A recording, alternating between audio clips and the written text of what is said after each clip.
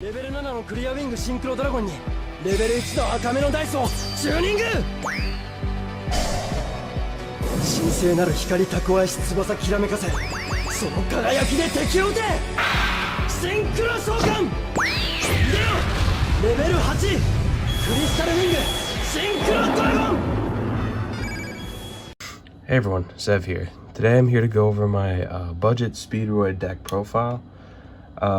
Again, like I said, this is pretty budget, so there isn't certain cards that you could easily throw in here, and there's definitely not cards that would definitely help protect this deck's combo line, as you need a lot of summons in order to get to your negates. But I mean, other than the fact that it's pretty budget and, you know, certain cards are pretty expensive, this is a pretty fun deck. However, two little I guess barriers to entry you could say are with this deck is this deck is extremely difficult. You definitely have to think of the plays on the fly, and other than the linear combo of special summon Terratop, add your Marble Machine, and then normal summon Marble Machine, add Take Tomborg, and then eventually make Cork Shooter. After the Cork Shooter, it is very much it's very non-linear, and for many people that could be very difficult to do because they rely on familiarity. And with mostly what this deck does is it's very luck based, and that's the second barrier to entry, is it's very luck based. It requires one of the best cards in the archetype, Speedroid Wheel. It relies on a die roll, and depending on what you roll in the die, it could either make or break your entire turn. And then obviously you have your opening hands, like if they're playable or not. So I mean, just keep that in mind. Like, this deck it has a couple barriers to entry more than just price, but I mean, other than those barriers, I think this is a really fun deck that if you really want to, you can definitely try out. It's not horrible. It's definitely one of the more I guess you'd want to say, like, it's definitely rogue, but it can definitely pull out some surprise wins, as it has a lot of tools to its name, surprisingly. And sometimes when you can make those tools connect, it's so satisfying. But yeah, let's get right into the deck profile. This is pretty much budget, so the budget version is somehow even more strenuous to play than the normal version. So we'll start off with 3 copies of Speedroid Take Tomborg. This card became pretty infamous in Burning Abyss back in Duelist Alliance format because of a card called Speedroid Terratop, which we'll get to in a little bit. Basically, what Take Tomborg is if you control a wind monster, you can special summon it from your hand, and then you contribute it. You contribute this card, special summon 1 Speedroid tuner from your deck, and then it wind locks you. We play this as a 3-of because A, it's an extender, and B, it can get us any of the tuners we need from the deck, which can be extremely crucial for getting Red Eye Die into play or getting Den Den Daiko Duke into play. Next is 1 copy of Terratop.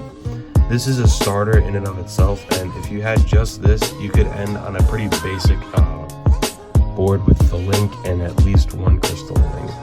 So if you control no monsters, you can special summon this card from your hand, and then when this card is normal or special summoned, you can add 1 Speedroid monster from your deck to your hand. This, back in Duelist Alliance format, was special summoned, and then it added Take, and then you could special it, and then you can make your Dante. But in here, we actually play Speedroids, so you special summon this, and then you get your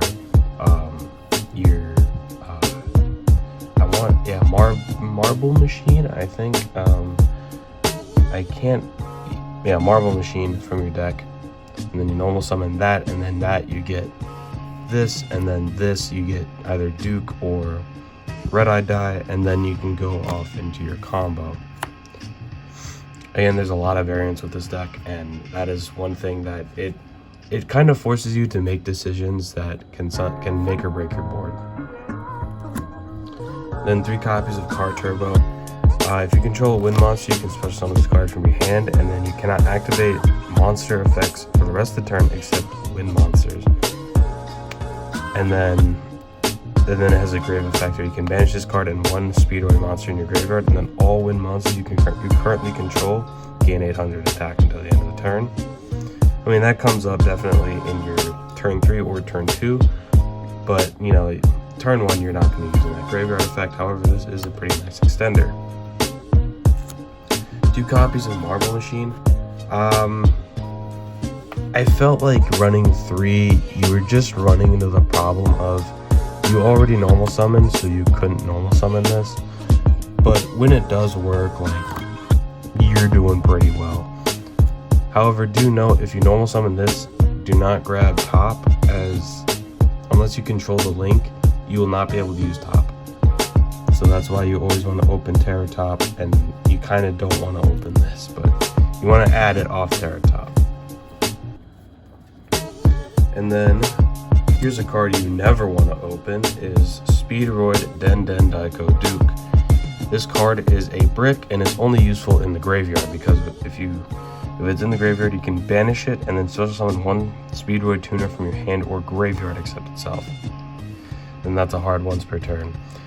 It's obviously a tool for extension that allows you to not only special summon your Cork Shooter, but it can also special summon your Car Turbo or any of the other tuners that we play in this deck, which we play, I believe, 4 or 3 off the top of my head. The next up is one singular copy of Speedroid Double Yo-Yo. When this card is normal summoned, you can target one level 3 or lower Speedroid monster in your graveyard, special summon it. It can be used as a recovery tool. However, if you banish a level 7 synchro from your extra deck with the effect of Rubber Band Shooter, you can choose to do this and then top, and then ideally top gets knocked to the graveyard and then Double Yo-Yo gets to your hand. Then you can additional normal summon it and bring back the Terra Top, and then you can go absolutely nuts and you get an extra body too. One Fuki Midoshi Piper. I like this card because it can basically, if this card is normal or special summoned, you can excavate cards from the top of your deck equal to the number of other wind monsters you control. So you can excavate up to like 5 cards with this card, and it's insane. You can add any of your power blowouts, any of your turn skips that you play in this deck, and then you can banish it from your graveyard and reduce a monster's level by 2. Level 3 or higher wind monster, I should say, I don't. And then one copy of Speedroid Ultra Hound. This card is starting to grow on me, honestly. I'd play 3 copies of this card if I could. It's definitely a card that, like, I'm starting to see like why you would want to play 3 of it, because it's pretty strong. You can normal summon it and you foolish any Speedroid card, and then you can banish it from your graveyard and return any Speedroid monster and then summon a Speedroid from your extra deck at the same level. Like, you can kind of see why that's pretty powerful. And then one copy, another brick of course, Speedroid Red-Eyed Die. For a while I was playing 2 of this, but I kind of realized that I was opening it way too much, and I wanted to, you don't want to see this in your opening hand. Because what Red-Eyed Die does is, when this card is normal or special summoned, you target one Speedroid monster you control, and then accept itself, and then you declare a level from 1 to 6, and then the targeted card becomes that level until the end of the turn. So level modulation in this deck is pretty important, as you can make your top a level 2 sync into your Cork Shooter, and then Cork Shooter bring your top and your Red-Eye Die back, and that's essentially it's like a 2-card Crystal Wing, basically.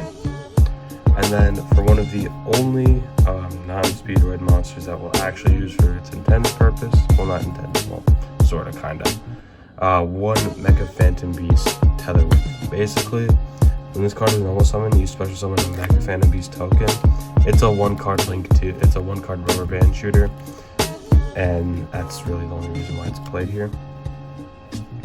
The next up is 3 copies of Effect Veiler. Just a way to interrupt your opponent's board. on their turn. So like if they go into some sprite combo, you can maybe use effect Veiler to negate the activations. And then instead of Speedroid Scratch, which will be coming up in a little bit, you can play Win the Wind Chandler Verdant, I believe that's the name. Basically, you discard itself and another monster, I believe, from your hand. Then you can add a wind monster from your deck to your hand that has 15 or 100 or less attack points from your deck to your hand. It's a little bit more of a consistency maker, and it's a lot less restrictive. It doesn't restrict you to Speedroids, it just restricts you to wins, which are a lot more common in this deck and can be a lot more useful too. So again, it's just a little change if you want to. I decided to go with Scratch because shiny secret rare. That's really the reasoning. And I was like, yo, it's shiny, bro. So yeah. And that will be all for the monster lineup. Pretty heavy, but honestly, we're running all the ones that we need. There's still a few that I would definitely opt to play in retrospect. Onto the spell count. Playing 3 copies of Speedroid Scratch. I already discussed earlier in the last segment, I would cut this card for the Wind Chandler something. I don't remember its full name, but it's basically you discard itself and a wind monster, or you discard itself and another monster, and then you add a wind monster with 1500 or less attack. They're basically the same card, but Wind adds more than just Speedroid cards. Next is 3 copies of Speed Recovery. I've seen this card be played from anywhere from 1 to 3. I prefer 3 because Monster Reborn is a hell of a card, and it has a nice it has a nice recursion mechanism on the turn after you use it, where basically you can recur back any of your Speedroid monsters from your graveyard back to your hand, which more often than not you use to recur back Terra Top, and when your opponent breaks your board, you just use Terra Top again, and it's insane. Next is 3 copies of Speedroid Wheel. I mentioned this card earlier that it was very luck oriented, and it's definitely a card that can make or break your entire turn, really. So you discard 1 card, and then you roll a 6-sided die, and special summon from your hand or deck 1 or 2 Speedroid monsters whose level equals the result, to negate their effects. And if you do not special summon because of the effect, you lose life points equal to the result times 500. So you can lose upward of 3,000 life points due to this card's effect. However, if you're losing upward of 3,000 life points, you're doing something wrong. Like, you'll never ever lose that amount of life points because you'll always have something to summon whose levels equal 6, if that makes any sense. For the 1-ofs, we're playing 1 copy of Called by the Grave and then 1 copy of Monster Reborn. And then that is it for a pretty slim spell lineup. I mean, other additions I'd make is maybe adding like Foolish Burial or maybe even Upstart Goblin to just get more cards into the hand, because that's one problem this deck has, is sometimes you just don't have an optimal hand. 2 copies of Speedroid Duplicate. Personally, I've seen this card run 1 to 2 is usually the ratios that many people go with this. I prefer 2 because both of its effects are pretty useful. Its ability to bounce any of your opponent's normal summons, and then the ability to reduce a monster target a level 2 or higher Speedroid monster you control, and then reduce its level by 1, and then special summon it as a level 1 tuner, is always pretty nice. And you can use it to make another Cork Shooter, and the Cork Shooter can add your Speedroid Wheel, which can essentially launch you into your combo. But this is pretty decent for like controlling your opponent's board too. And then 3 copies of Infinite Impermanence. Not only is it a hand trap, but it can be a part of your end board to not only be a monster negate, but it can also shut down an opponent's entire column. And if this has happened to me too, if your opponent activates a spell or trap card in that column, it just gets negated, and it's nice. Next is 2 copies of Goes in Match. Goes in Match, what it does is each player can only control 1 attribute of a monster, then send all other face-up monsters they control to the graveyard. This is pretty nice, as literally our entire deck, except for Effect Veiler, is winds. And so essentially what Goes in Match does, and most meta decks, they bounce between two attributes. So basically locking them out of part of their deck is pretty powerful. Sprite plays waters and fires. Tearlament, I think, plays water and dark. Sword Soul plays, I think, 4 attributes actually. Wind, fire, light, and I think dark too. And then I don't know if this is meta. I don't want to say like it's meta, but Tri-Brigade plays, again, multiple attributes. So again, like locking them out of portions of their deck can be really, really powerful. And then like in many rogue decks, they don't play with one attribute, they play with multiple attributes. So Goes in Match can be pretty devastating if they can't out it. And then we have 3 copies of Dimensional Barrier. And again, if your opponent is playing a deck like Despia, Sword Soul, I don't want to say Sprite really, but Sprite's sorta, kinda, a little bit.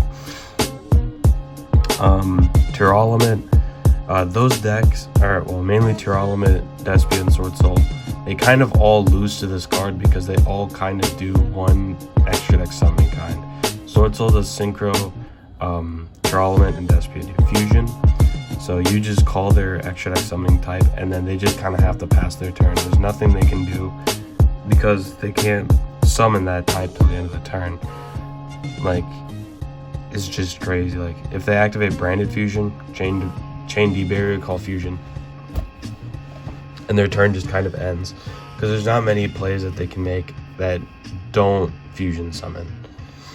And then there's just some decks that there's not many decks in the game that just straight up don't care about this, that aren't like True Draco or Monkey Flip Eldritch or something along them lines. Basically like a monkey deck. Like, only monkey decks don't care about this card. Then on the extra deck, we are playing 2 copies of Speedroid Cork Shooter. It requires a tuner and a non-tuner monster. And if this card is Synchro Summon, you can activate one of these effects. Add a Speedroid spell trap from your deck to your hand. Or if all the materials that were used for the Synchro Summon of this card are in the graveyard, or were Speedroids and are in the graveyard, you special summon all of them back, and then that can be pretty useful because it can allow you to extend your plays into a Crystal Wing Synchro Dragon, which this deck is pretty nice at making. 1 copy of High Speedroid Puzzle. This more often than not is not played, but however it is a part of a little bit of a budget package I have going for this deck. If you don't want to play the budget package and can afford Baronne de Fleur, I'd recommend you cut this for you can cut it for Stardust Charge Warrior if you want to, and then that still leaves open some extra deck slots. So, and 1 copy of High Speedroid Haiguita. You never ever want to cut this card. This card is pretty essential. It's a level 5 synchro that requires a tuner and a non-tuner monster. Then its on-field effect is useless. Never use it. You will never ever use this card's on-field effect. However, its graveyard effect is if you control a Speedroid tuner monster, you special summon it back. And if it's this or any of your level 3 tuners, that's double crystalline right there. That's 2 monster negates. And then 1 copy of High Speedroid Chambara. And Chambara, this card can make a second attack during each battle phase. And at the start of the damage step of this card battles, it gains 200 attack. And if it's sent to the graveyard, you can target one of your banished Speedroid cards and add it to your hand. Chambara can be used to help close out games, as the ability to attack twice can be pretty devastating, and it can get up to 2400 attack. And then the ability to recur banished Speedroid cards is also pretty useful too, because this deck kind of banishes a little bit. Then the last High Speedroid Synchro monster we're playing, well, I think it's the last, one of the last at least. High Speedroid Kite Drake. If this card is Synchro Summoned, you can activate one of these effects. nuke the board or negate the effects of all face-up cards your opponent currently controls. And then if this card in your possession is sent to the graveyard by an opponent's card, you can add one Speedroid monster from your deck to your hand. This can be an absolute blowout going second. Plus, it's pretty generic as it only requires a Wind Machine Tuner and one or more non-tuner monsters. When I said generic, I meant like Speedroid generic, not necessarily Borload Savage generic. Then this next card, again, it's pretty optional if you want to play it. I've seen some builds not play this at all. Clearwing Fast Dragon. I personally prefer it as you can pretty easily make it, and it's also a negate for an extra deck monster. So if your opponent makes a huge Axis Code Talker, on resolution you can target Axis Code Talker with this card, and then Axis Code Talker not only loses its effects, but it sinks all the way back to 23, and Axis Code Talker becomes dead. But some people play Wind Pegasus at Ignister instead of this card, which I tried at Ignister and it's alright, but again, like one of the things that you can cut for this puzzle is Wind Pegasus at Ignister, so you can keep this alive. Some people also play Clearwing Synchro Dragon, which I personally just don't like. I don't think it's a very good card anymore. I don't think it really was an amazing card even when it was released, but it's just not necessary in my opinion. Unless you want to play like a character deck, then knock yourself out. Then 2 copies of Crystalwing Synchro Dragon. This is kind of the part of the end board you want to go for. It's basically 2 monster negations that can essentially, it makes it really hard for your opponent to attack over them if they're in attack position. They require 1 tuner and 1 non-tuner synchro monsters. And then that's really all they... Alright. Then 1 copy of High Speedroid Clearwing Rider. Again, this is also optional too. So if you want to, but basically it requires a Wind Tuner and a non-tuner Wind Synchro monster. Basically, once returned during your main phase, you can roll a 6-sided die and shuffle Wind monsters from your graveyard into your deck up to the result. Then you can destroy cards your opponent controls up to the number shuffled, and if you do, this card gains 500 attack for each card destroyed by this effect until the end of the turn. And your opponent's main phase, quick effect, you contribute this Synchro Summon card, special summon up to 2 level 7 Wind Synchro monsters with different names from each other from your extra deck. Basically, this is used as a blowout card, as a blowout go second card. Again, pretty similar to Kite Drake in that respect. Now here's the budget package I'm playing. Instead of Baronne de Fleur, we're playing 1 Old Entity Hastur. You'll almost never resolve this card's effect, however, it's still sort of useful. This card is sent from the monster zone to the graveyard. You can target 1 face-up monster your opponent controls. Equip this card from your graveyard to that monster. That monster cannot attack, also it has its effects are negated. Then if this card leaves the field while equipped to an opponent's monster by this effect, take control of that monster this card is equipped to. That's kind of nuts, and it's pretty cool. However, you will most likely never resolve that effect, but it's still sort of cool. Then 1 Virtual World QB Shen. I have a feeling this card is it's not negotiable. Like, you'll definitely want to play this card, as it can be a part of your end board too, because any card sent from the field to the graveyard is banished instead, and then you can only use each effect of Shen once per turn. When your monster declares an attack, you can turn 1 banished monster to your graveyard, and then you can also revive it after the turn it was sent to the graveyard by banishing 2 other monsters from your graveyard with different original types and attributes from each other. Then 1 Cosmic Blazar Dragon. Now, if you're wondering how the hell you make this, it is an extremely specific line. It requires High Speedroid, Cork Shooter, Puzzle, and Hastur. And if you're wondering what the hell, trust me, it works. So essentially, Speedroid Puzzle is level 4 and Hastur is a level 5. That makes 9. Plus 3 is 12. And it is an extremely rare scenario where you summon this But I remember I was playing on Dueling Book and I seen someone on ladder do this combo. I was literally like, what the hell is this? And I liked it. And he was like, oh, it's a budget option for Barone.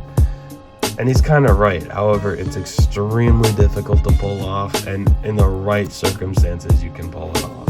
However, it is really cool to pull it off. It's an Omni Negate that can recur itself, so it's pretty similar to Barone, except Barone is just better because it's easier to summon and it's more generic and it pops cards. 2 Rubber Band Shooter. Again, this is also pretty optional. You can choose to run 1. I wouldn't recommend running 3, as like 2 is the most you need. 2 because it helps to be pretty recursive, and it's a pretty good card. Now, if you have the money to get Barone de Fleur for this deck, or you already have a Barone, cut Blazar, cut Old Entity, cut Puzzle. That is 3 extra deck slots that you can fit in Wind Pegasus at Ignister, Stardust Charge Warrior, and Virtual World, I want to say Virtual World QB Jiju. It's the level 6 Wind Synchro for the Virtual World archetype that I want to say it sends monsters. I think it might banish them from the graveyard, but it might send monsters. You might banish from your own graveyard, and it sends monsters your opponent controls. You can play those 3 cards, or you could play High Speedroid Kendama, which I personally wouldn't do, as Kendama isn't all that amazing, but if you want to, you can. You can also play the Crystal Clear Wing Synchro Dragon, but again, I wouldn't recommend it. It's pretty difficult to make. You could also make there's this, it's like a level 11 Wind Synchro monster. I forget its name. I'll have it up on the screen right now, probably, if editing me remembers. But yeah, if you can afford Barone, cut Puzzle, cut Old Entity, and cut Cosmic.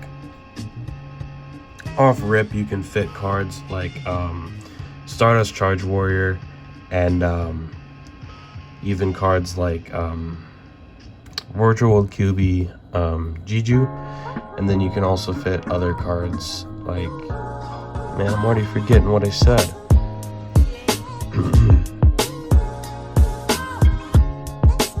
And then obviously you can fit Barone in. But yeah, there's definite flex spots. Wind Pegasus at Ignister, that's what I said. So you can easily cut Puzzle, Old Entity, and Cosmic Blazar if you can afford Barone.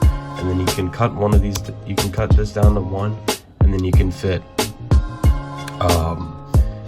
Wind Pegasus too. So you could have Wind Pegasus, Stardust Charge. I just recommend Charge Warrior in general. Like, I'd easily I'd cut this to 1 just to fit Charge Warrior in. However, I do not have a Stardust Charge Warrior, so yeah. I hope you all enjoyed my Speedroid deck profile. Like I said, I'm not entirely I don't want to say unhappy with it, because I am pretty happy with it. It's pretty functional, and you can easily get a pretty nasty board up, but it's definitely not 100% complete, and I definitely need a card like Barone de Fleur. However, yeah. Hope you guys all enjoyed the deck profile, and I'll see you guys in another video.